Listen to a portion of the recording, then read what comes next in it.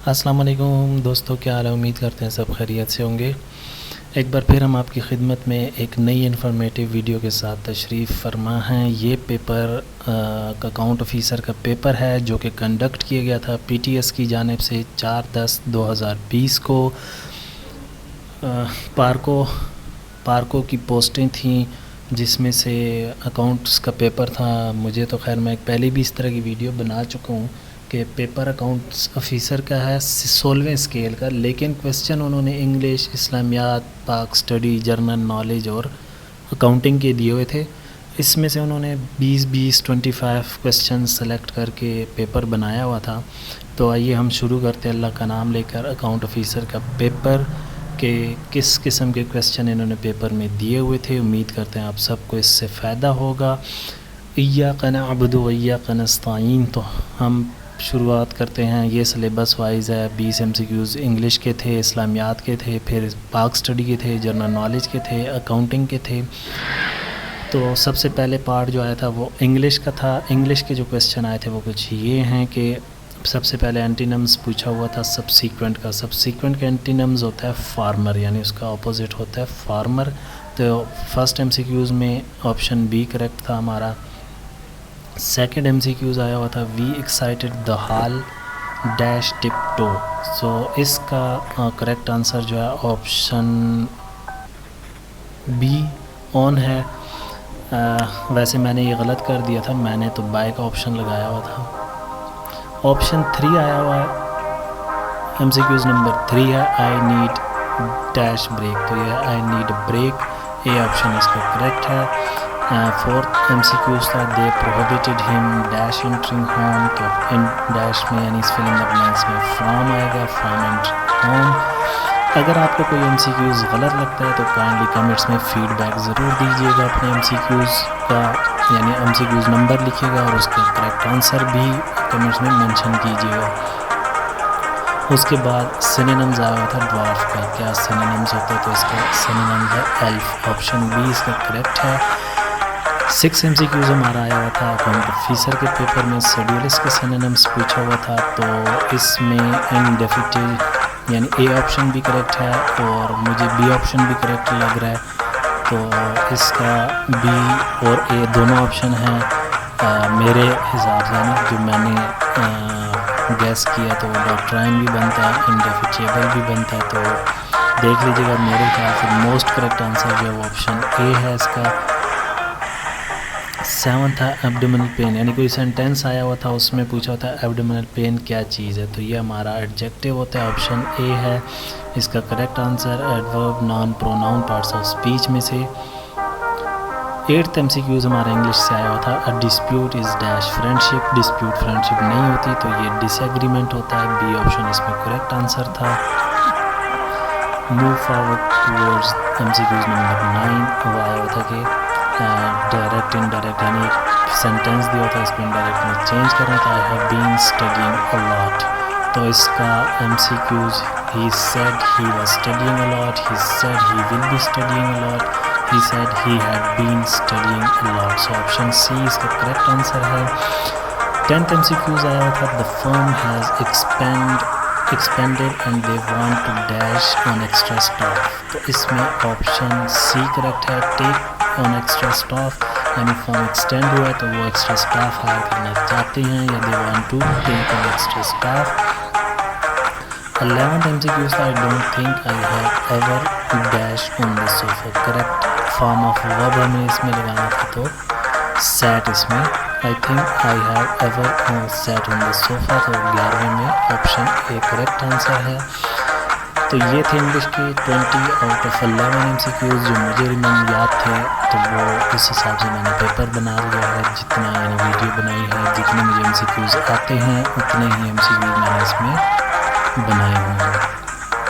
उसके बाद अकाउंटिंग का पार्ट था। अकाउंटिंग में करंट एसेट के बारे में पूछा होता है कि करंट एसेट्स का क्या मतलब होता है। तो 4 ऑप्शन गिवन थे। Short term asset expected to convert into cash within 1 year और लेस, कैश प्लस अकाउंट। तो पहला ऑप्शन जो है ये ऑप्शन करेक्ट है। सेकंड ऑप्शन जो है ये हमारा क्विक रेशियो का फार्मूला होता है। थर्ड जो है इकोनॉमिक बेनिफिट्स होते हैं, लेकिन ये एसेट्स की डेफिनेशन भी इसमें फॉल कर रही थी। ट्रेड रिसीवेबल जो अकाउंट रिसीवेबल होते हैं उनको कहते हैं। तो मोस्ट अप्रोप्रिएट आंसर जो है वो ऑप्शन ए है। If the account receivable received from one debtor then it will effect on, यानी अगर हम अकाउंट रिसीवेबल किसी भी चीज़ें बेच चुके हैं लेकिन उससे हमने पैसे वसूल कर लिए तो वो हमारे किस चीज़ पर इफ़ेक्ट करेगा, कौन से दो अकाउंट पे इफ़ेक्ट करेगा? दोनों, यानी अकाउंट रिसीवेबल भी हमारा एसेट होता है और उससे हमने कैश रिसीव कर लिया वो भी हमारा एसेट्स ही होता है। तो वो ऑप्शन दिया total asset of the enterprise, नहीं, इस पर कोई इफेक्ट नहीं पड़ेगा। Current asset of the enterprise, इस पर भी नहीं पड़ेगा। No effect on the total asset of enterprise, इस पर ये ऑप्शन ठीक है, यानी एसेट्स पर कोई इफेक्ट नहीं पड़ेगा, क्योंकि एक एसेट बढ़ रहा है तो दूसरा एसेट डिक्रीज़ हो रहा है, इंक्रीज़ और डिक्रीज़ हो रहे हैं। एक एसेट डेबिट होगा तो दूसरा एसेट क्रेडिट होगा। तो ऑप्शन सी करेक्ट आंसर है MCQs नंबर 2 अकाउंटिंग का। फिर है which expense paid out of profit, gross profit में से कौन सा एक्सपेंस पे किया जाता है? तो सेलिंग एक्सपेंस इसका करेक्ट आंसर है। क्यों?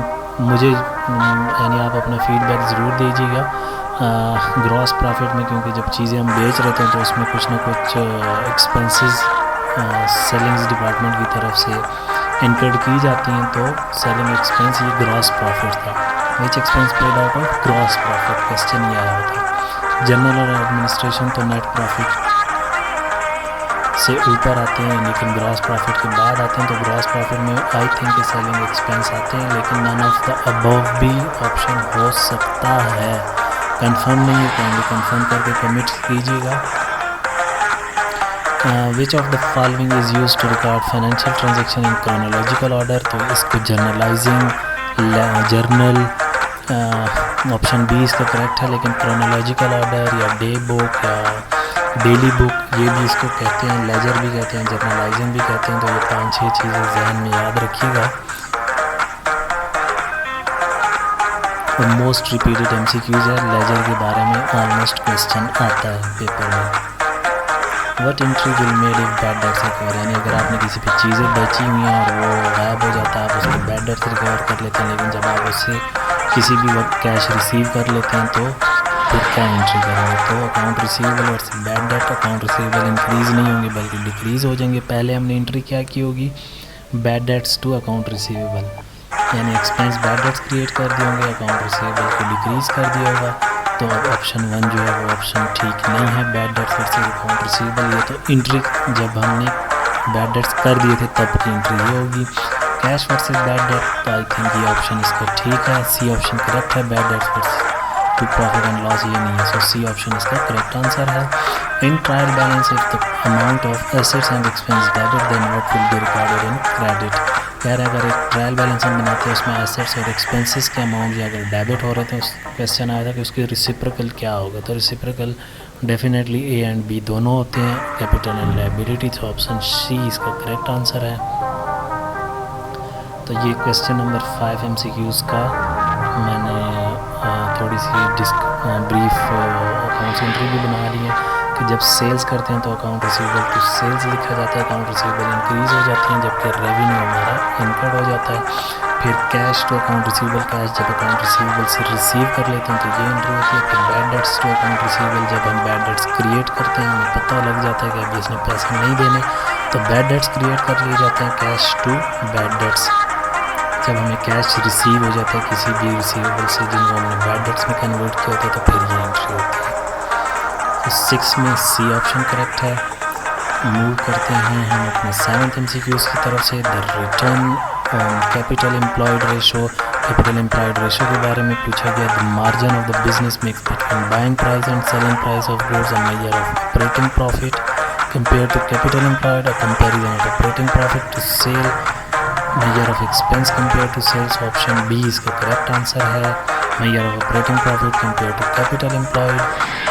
तो उसके फार्मूला भी सामने शो कर दिया गया है। रिटर्न ऑन कैपिटल एम्प्लॉयड का फार्मूला होता है earning before income and taxes divided by capital employed by honour directors. जब एम्प्लॉय ऑनर कैपिटल इन्वेस्ट करते हैं बिजनेस में तो उसका फार्मूला ये होता है। depreciation is a process of allocation, valuation, A and B and none of these. So depreciation is a process of allocation. कब की जाती है? जब अवेलेबल टू यू। अच्छा, एक MCQ उसमें अमोर्टाइजेशन के हवाले से आया था कि कब अमोर्टाइजेशन स्टार्ट की जाती है। में ए ऑप्शन करेक्ट है। अमोर्टाइजेशन तो उसके ऑप्शन थे अवेलेबल टू यूज़ या यानी इस तरह कुछ ऑप्शन थे, लेकिन उसका आंसर अवेलेबल टू यूज़ नहीं होता। बस जब से वो आपकी मिल्कियत में आ जाता है तब से उसकी डेप्रिसिएशन स्टार्ट हो जाती है या अमोर्टाइजेशन स्टार्ट हो जाती है। डेप्रिसिएशन फिक्स्ड एसेट की जाती है, जबकि अमोर्टाइजेशन इंटेंजिबल एसेट्स की जाती है।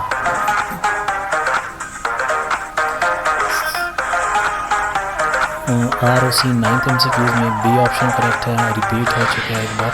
इन accounting prospective net stand for net से नेट वैल्यू एडिट भी बनता है, नेट एसेट वैल्यू भी बनता है, लेकिन अकाउंटिंग में नेट एसेट वैल्यू ही कंसिडर किया जाता है। ये क्वेश्चन आया हुआ था नेट से क्या बनता है, तो ऑप्शन बी करेक्ट आंसर है। एक क्वेश्चन आया था कि numerator of inventory turnover ratio, numerator में इन्वेंट्री टर्नओवर के न्यूमरेटर में क्या आएगा, यानी बटा, वो बटे की शेप में फार्मूला होता है, तो उसके ऊपर वाले हिस्से में क्या लिखा होता है। कुछ किताबों में सेल्स भी लिखा आ रहा है और कुछ किताबों में कॉस्ट ऑफ सेल है, तो नॉर्मली जो है वो कॉस्ट ऑफ सेल ही ट्रीट किया जाता है, तो cost of sale B option ठीक है, जबकि डिनोमिनेटर में एवरेज इन्वेंट्री फॉल करता है। न्यूमरेटर में ऑप्शन बी करेक्ट है। According to accounting statement, accounting statement का एक क्वेश्चन आया था कि कौन सी स्टेटमेंट जो है करेक्ट है। Capital depend on assets, asset depend on liability, asset is equal to liability on capital. So ऐसे अकाउंटिंग इक्वेशन है ये, तो option C most correct appropriate answer है। अपने फीडबैक का इजहार ज़रूर कमेंट में कीजिएगा अगर आपको कोई ऑप्शन गलत लग रहा है तो ये थे अकाउंटिंग के कुछ क्वेश्चन जो मुझे याद थे, मैंने उनके नोट्स बना लिए हैं। तो ये टोटल 12 MCQs जो 20 में से मुझे याद थे मैंने बना लिए। बाकी जनरल नॉलेज, इस्लामियात और पाकिस्तान स्टडी से जो MCQs आए थे वो मैंने एक ही उसमें वीडियो में यानी कंबाइन करके बनाई है वीडियो। तो वो है विच सूरा, यानी कौन सी ऐसी सूरत है जिसमें अल्लाह का नाम बार बार रिपीट हुआ। तो वो सूरह लैल है, सूरह हज है, सूरह हमज़ा है, सूरह मुजदल्ला है। तो ऑप्शन डी इसका करेक्ट है। सूरह मुजदल्ला जो है इसमें अल्लाह का नाम बार बार रिपीट हुआ, डी ऑप्शन करेक्ट था। किताबुल अमन को पूछा कि किसने लिखी थी किताबुल अमन, रिटन बाय, तो ये इमाम शाफी ने लिखी हुई थी, इमाम अबू हनीफ़ा, इमाम मलिक, इमाम हम्बल, तो इमाम शाफी ने लिखी थी, बी ऑप्शन इसका करेक्ट आंसर है। उसके बाद है किताल का क्या मतलब है। किताल का मतलब होता है कि fight and fight could be without killing, यानी कि ताल के हवाले से क्वेश्चन आया था कि इसका मोस्ट अप्रोप्रिएट MCQs क्या है। 4 ऑप्शन थे, 2 मुझे याद हैं, तो पहला ऑप्शन इसका करेक्ट है, fight and fight could be without killing. फिर द ड्यूरेशन ऑफ अली रज़ी अल्लाह तआला अन्हु के खिलाफत, उम्मीद करते हैं आप सब खैरियत से होंगे। ये सबसे हार्डेस्ट आज जो दौर था दौर खिलाफत, तो ये 4 साल के पास पेपर है FPSC का, उसको सॉल्व करते हैं। सीनियर ऑडिटर का पेपर है। पेपर सॉल्व करने से पहले आप सबसे गुजारिश की जाती है कि हमारा चैनल YouTube पे अमेजन नॉलेज के नाम से है, उसको काइंडली सब्सक्राइब कीजिएगा। उन्होंने अपने तो आज हम अकाउंटिंग और ऑडिटिंग से रिलेटेड MCQs सॉल्व करने जा रहे हैं एक्सप्लेनेशन के साथ, और उम्मीद करते हैं कि ये वीडियो जो है हेल्पफुल होगी। सीनियर ऑडिटर की टेस्ट की प्रिपरेशन के हमारी लड़ी गई थी, और 100 MCQs पर ये पेपर डिपेंड कर रहा है। डी ऑप्शन तो सबसे पहले अकाउंटिंग का क्वेश्चन है, double entry book keeping was fathered by, यानी किसने double entry gathering on Arafat during Hajj is made on keeping Arafat में जब लोग इकट्ठे होते हैं तो वो है किस दिन ऑप्शन है। ऑप्शन ए इसका करेक्ट ऑप्शन है। क्वेश्चन नंबर 2 है अकाउंटिंग का fund flow statement and sources and application को, यानी उन्होंने 9, 10, 11 और 12 जो MCQs में ऑप्शन दिए हुए थे, 9 ऑप्शन ए इसका करेक्ट आंसर है। क्वेश्चन नंबर 3 भी अकाउंटिंग से रिलेटेड है। Depreciation in spirit is similar to, यानी डेप्रिसिएशन किस चीज के सिमिलर होता है। इसमें हमारा ऑप्शन बी आएगा। अमोर्टाइजेशन का जिक्र यानी डेप्रिसिएशन की तरह ही होती है। क्वेश्चन 4 भी अकाउंटिंग से रिलेटेड है। Balance sheet is always prepared for the year ended as on specific and none of these before statement of comprehensive option A इसमें ठीक है। ड्यूरेशन थी 4 ईयर एंड 9 मंथ। उसके बाद किताल ये भी रिपीट हुआ है। इसमें बैलेंस शीट हम दोबारा रज़ी अल्लाह तआला के खिलाफत के दौरान ये भी रिपीट हुआ है। तो ए बैलेंस शीट जो है सी वो करेक्ट हमेशा ऑप्शन है दोनों स्पेसिफिक डेट पर बनाई जाती है।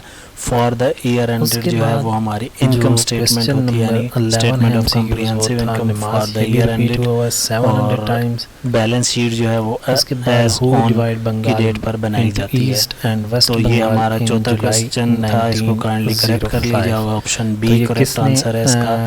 लॉर्ड कैनन ने एमसीक्यूज डिवाइड किया था, इंश्योरेंस जो कि ऑडिट से रिलेटेड अकाउंटिंग से ही रिलेटेड है, ने डिवाइड किया था Bengal into east and west in 1905। यानी ये एमसीक्यूज में आपसे ये भी पूछा जाता है लॉर्ड कर्जन ने कब बंगाल को separate for fire marine and divide किया था। तो ऑप्शन में 5 अगर गिवन है जुलाई में 5 तो ये ऑप्शन करेक्ट है, लेकिन तो इसमें अभी ऑप्शन बी हमारा ठीक है कि किसने डिवाइड किया अगर था, किसी वो लॉर्ड कर्जन था। बी ऑप्शन करेक्ट है। हमारे नोट्स सेफन मेलू का क्वेश्चन आया था कि कहाँ पर वाक़या है, कौन से प्रोविंस में फॉल करता है, तो ये केपीके में फॉल करता है। ऑप्शन ए इसका करेक्ट आंसर है। यूट्यूब चैनल पर कमेंट्स में आगे है, कमेंट्स करके बता सकते हैं। अपनी रेलवे प्लेटफॉर्म के बारे में क्वेश्चन पूछा गया था एमसीक्यू, और ये स्लाइड्स आपके साथ रेलवे प्लेटफॉर्म पाकिस्तान की कौन सी है, तो वो आती है क्वेश्चन 6 रोहरी स्टेशन है, Rohri station. C option correct है। मच्छर लैक का पूछा गया था कि कहाँ पर सिचुएटेड है, कौन से प्रोविंस में, केपीके पंजाब सिंध बलोचिस्तान। तो ये हमारी सिंध में वाक़या है मच्छर लैक। सी ऑप्शन करेक्ट है। 16 एमसीक्यूज की तरफ फॉरवर्ड करते हैं। In which year Aligarh trusteeship bill was quick ratio जो है वो अलीगढ़ ट्रस्टशिप बिल के बारे में एमसीक्यूज आया था, करंट लायबिलिटी। सी ऑप्शन हमारा इसमें करेक्ट है। 86 में या क्वेश्चन नंबर 7 एमसीक्यूज था। 8 एमसीक्यूज अकाउंटिंग का है। सेल बजट पास किया गया must be prepared independently depending on production capacity based on sale for cost. None of these option sign किया गया था। इसमें option C based on sale को कब बेचा गया था गुलाब सिंह ने, क्वेश्चन नंबर 9 तो ये 1842 में, 44 में, 1846 में, 848 में। इन द बैलेंस शीट 1846 में बेचा गया था गुलाब सिंह को होल्डिंग कंपनी ब्रिटिश गवर्नमेंट ने बेचा present in Pakistan. British government की जानिब से गुलाब सिंह को कश्मीर बेचा गया था 1846 में। Subsidiary account in the balance sheet easy of one unlisted holding company where was Shahjahan buried after in his Pakistan. death। तो ये रिक्वायरमेंट्स जो है होती है शाहजहां ये एमसीक्यू रिक्वायर्ड होती है, के बाद इसलिए कहाँ उसको ऑप्शन बी करेक्ट ऑप्शन दफनाया है। गया था, तो वो है 10 Taj Mahal. Retain earning is synonyms to, यानी रिटेन अर्निंग का मुतरादिफ क्या होता है।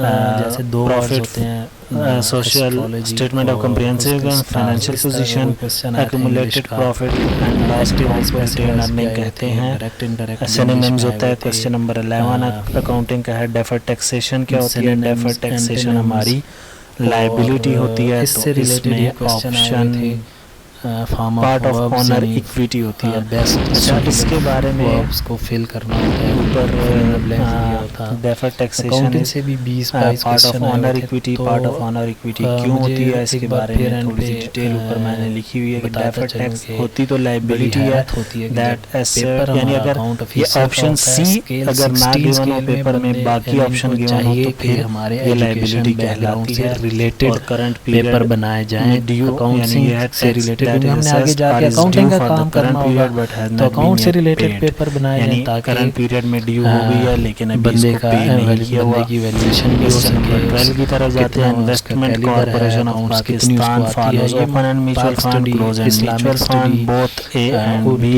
या नन ऑफ देम। उर्दू नहीं, तो इसमें ऑप्शन डी हमारा है। और अकाउंटिंग की समझ आती है कि पाकिस्तान में D option none of them. ठीक है। कैश बजट बनता भी है, इंग्लिश भी non cash item, cash item offices में purchased on credit, none of them. लेकिन कैश बजट में कौन सी चीज इसमें से एक्सक्लूड कर दी जाती है। Option a non cash item, उसमें नहीं नॉन कैश आइटम पेपर्स में कैश बजटिंग में स्टडी इस्लामिक एक्सक्लूड कर दिए डाल देते हैं, वो भी अकाउंट्स की अकाउंटिंग का 16वीं या 17वीं कन्वर्जन कॉस्ट क्या होती है। Material cost plus overhead cost नहीं, डायरेक्ट प्लस मटेरियल कॉस्ट। मुझे तो समझ नहीं आ रही है किस सिलेबस के तहत तैयारी करवाना चाहते हैं तो इसमें ऑप्शन सी हमारा ठीक है। मेरी process costing is relevant to, यानी या तो सारे एमपी मैंने लिखा, इसका मतलब है ये इंपॉर्टेंट क्वेश्चन है, पेपरों में बार बार रिपीट भी होता रहा है।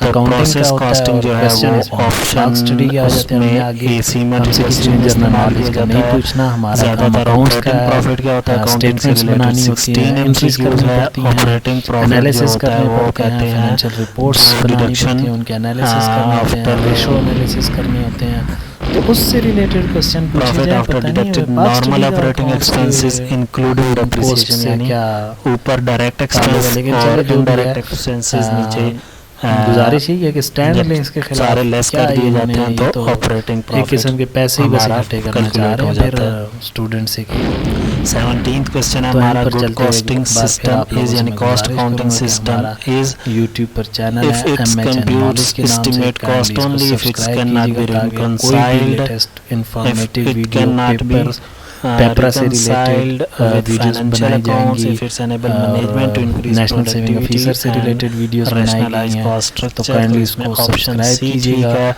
ताकि कोई कॉस्ट भी अकाउंटिंग वीडियो हमेशा लेटेस्ट तब इंफॉर्मेशन आप तक मौसूल कॉस्ट होती रहे, आप अकाउंटिंग जो भी है वो इससे हमेशा फ़ायदा अच्छी उठा तब होती है सकें। जब ये तो हम मैनेजमेंट आपसे अपनी नेक्स्ट प्रोडक्टिविटी वीडियो तक हमारी के लिए इंक्रीज इजाज़त करे चाहते हैं। अपना और बहुत सारा ख्याल रैशनलाइज कॉस्ट रखिएगा। स्ट्रक्चर अल्लाह हाफिज़। कॉस्ट स्ट्रक्चर ज़्यादातर